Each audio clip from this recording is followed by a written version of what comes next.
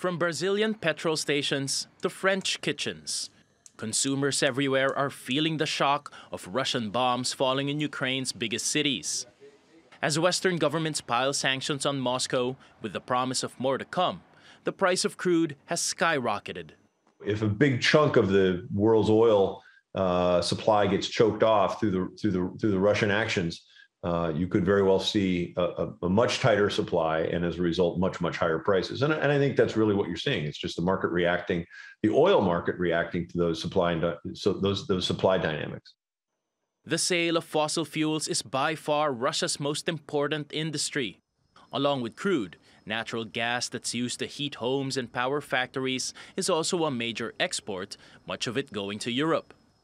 Global supplies are already thin due to rising demand, and Western governments have held back from hitting energy exports with sanctions, although there are some exceptions. Today, we are announcing our intention to ban all imports of crude oil from Russia, an industry that has benefited President Putin and his oligarchs greatly. This industry accounts for more than a third of Russia's federal budget reserves. And while Canada has imported very little amounts in recent years, this measure sends a powerful message. Russia's big customers like the European Union and the US are now under pressure to do the same. But even if they do, some doubt how effective restrictions will be. If tomorrow there are disruptions in the supply of hydrocarbons and gas, particularly to Europe, or if there are sanctions at this level, there will simply be a substitute that can be created, because today Russia can simply export its hydrocarbons and gas, particularly to China.